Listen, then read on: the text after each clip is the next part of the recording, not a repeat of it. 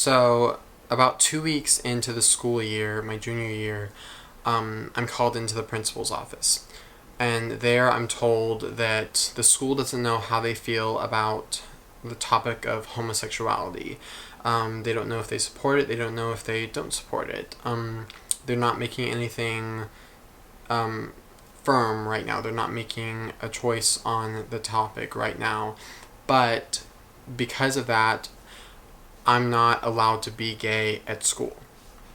So, to some level, this isn't, crazy because it is a Christian school, so I'm not shocked that they would have an issue with me being gay. But for me to go there my freshman year and have so much fun and feel this very big family aspect, and then go back my junior year and almost feel a different side, because in this meeting it didn't feel like they were just saying, we don't know about the topic of homosexuality, we don't know how you'll be treated here if you're gay, blah blah blah. It was like, you can't be gay. Not only can you not be gay here, you also can't tell any of your friends that you're gay. You can't tell your friends that you have a crush on a guy. Even if it's outside of school, you still can't do that at school. Also, if you know another person in the school that is gay or bi or anything like that, you can't seek a relationship with them outside of school. You can't have any contact with that person. And it just kind of made me feel not as important as other students there, because there were other relationships at the school that everyone knew about, and when others would look at those relationships, they would be like, oh my gosh, that's so awesome, that's so cute, oh, they're so cute together, I want to have that, that's so cool. And no one really made a fuss about it. But then when it came to me even having the possibility of even telling another student that I kind of liked a guy at my acting school outside of school, or at some other event I saw a guy that I kind of liked, it was like, you can't even do something like that. Not only can you not have a relationship at school, you can't have a relationship outside of school. You can't do anything gay, I guess. So that just kind of made me feel less adequate, less important to other students in the school, and that kind of led to a whole spiral of other things throughout that year. Just because at the time I didn't have any confidence at all. I had no confidence whatsoever. I didn't know who I was. I was trying to figure out who I was. I didn't have a voice. I didn't speak up for myself. If I went back to that time and had the confidence that I have now and the ability to speak up and speak about my issues that I have now, I don't think I would have ever gone through depression. I don't think I would have ever had suicidal thoughts. I don't think I would have ever failed those classes. I think I would have been fine. But at the time, I didn't have any of that. So, when I started feeling like garbage or like trash, and then also at the school, other students also kind of made me feel like trash. Like during lunch, they would come up to me and start reciting Bible verses about how homosexuality is horrible and how you're going to go to hell. And that also wasn't very helpful. So kind of just having that from all different aspects. My school was kind of in a way bullying me, and then I also had students bullying me. I felt trapped, and I felt like everyone was out to get me. So I definitely feel like that had something to do with me failing those classes. But anyways, kind of at the end of the first semester, that's kind of when things started getting really bad, because up until then, I still had a select number of students in my class, in my school, that did believe in me, and that did lift me up, and that did say, especially one friend, her name was Rachel, and she was amazing. She was my rock. She was everything. She would come up to me and say, Josh, it doesn't matter what you do, where you're going, what choices you make, God will always love you, no matter what. Whether you're gay, whether you're straight, it doesn't matter. God always loves you, and God always wants to be a part of your life. So she was definitely an amazing person to have. But up until the end of that semester, I always had people around me that still lifted me up and said, "It's okay, Josh, don't worry." But then once the first semester ended, I went home, and I didn't really see those people until the start of the second semester. So for a couple weeks, I was just alone, and I was in my head, and I was beating myself up, and I was hurting myself in different ways. And throughout the whole year, the whole semester, I've been hurting myself in different ways. Everything from starvation to deprivation of sleep to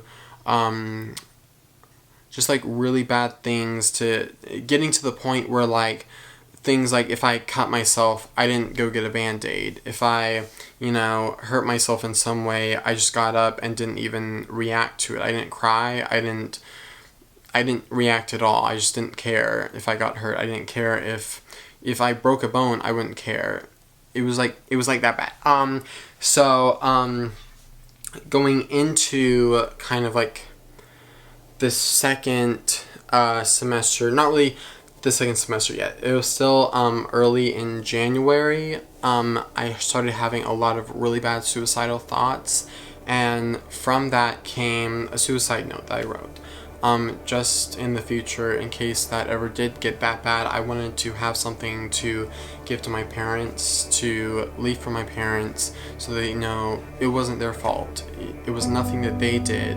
It was all me. It was all stuff that was going on in my life. It wasn't, I didn't want them to feel bad, or for them to feel like, I didn't want them to feel like they failed in some way.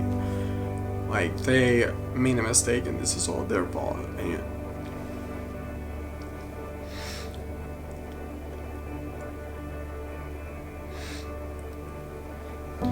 I didn't want my mom to go on through the rest of her life and think, what could I have done different? What would he still be here? I didn't want them to know. I didn't want them to think this was their fault, basically.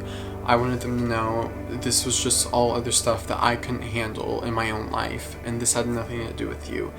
So I wrote this note, and I had it sitting on my computer. It was in a Word document, just in case I ever made that decision.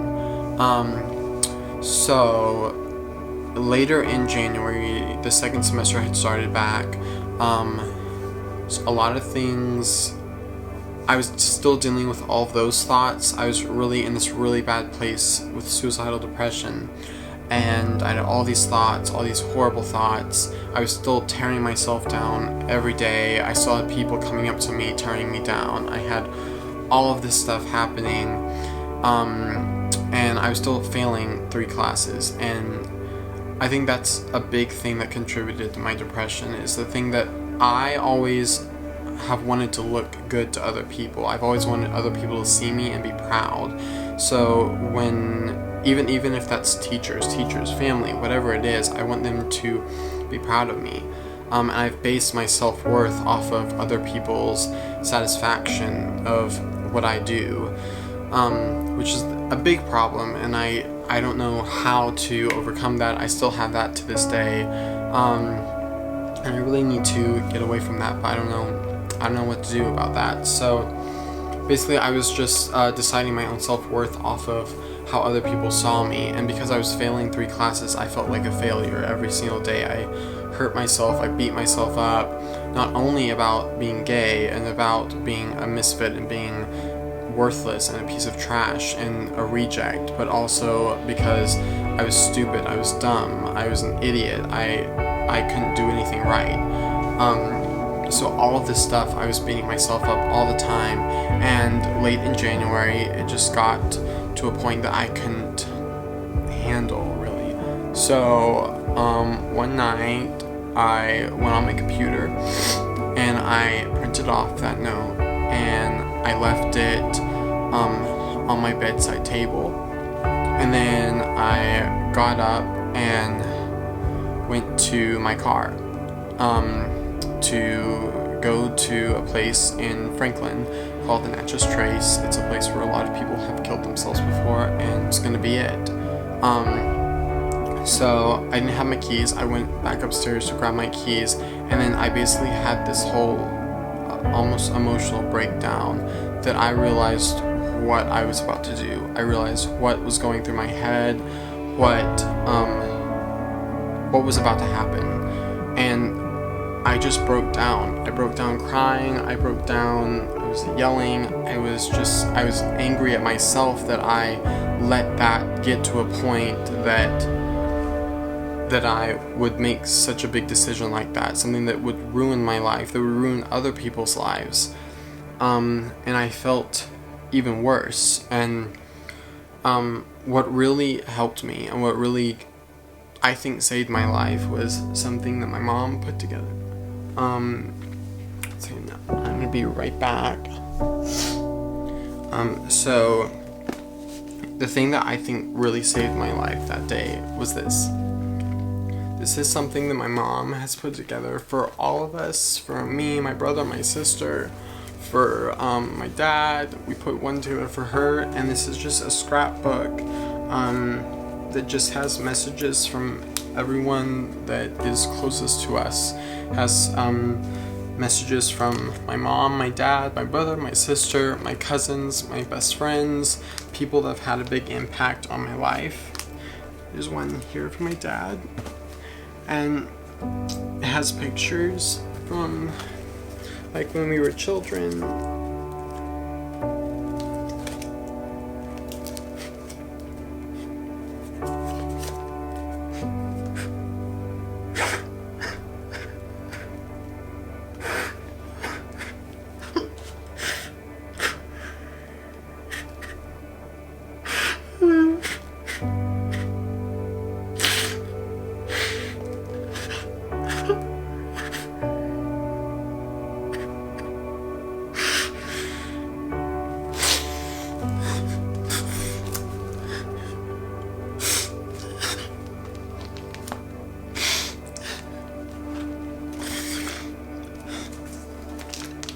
Sorry.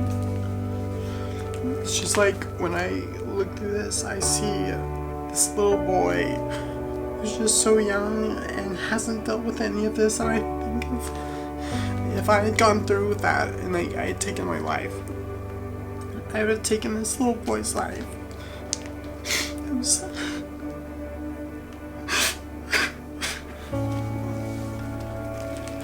This is my mom's page that she put together. It's got all these pictures of me when I was with my mom.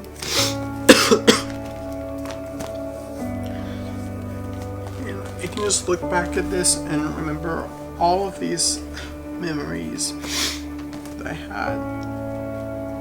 And I like read this message. Dear Josh, we almost missed you, you know. We thought for a while that maybe 2 children were enough, but I began to have this awful feeling that since the son was missing, it was never about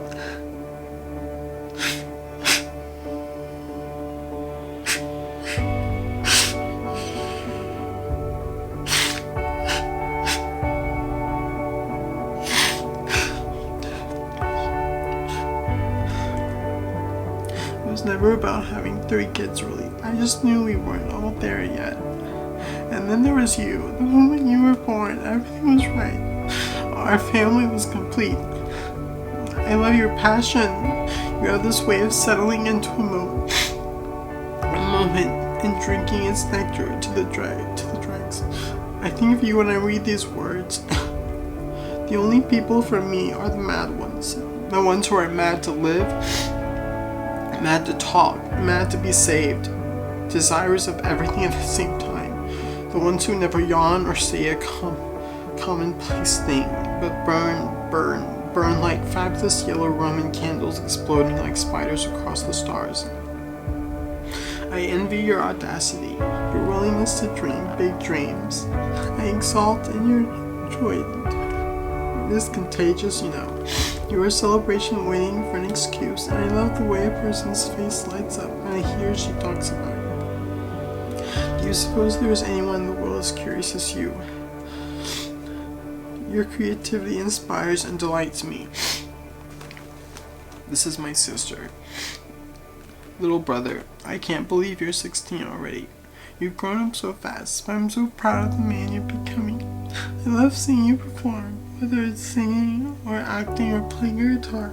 You are so talented and have so much passion. I love and admire your childlike spirit.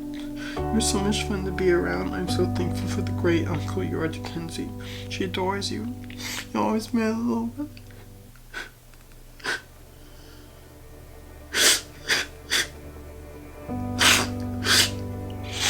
I absolutely adore Kenzie.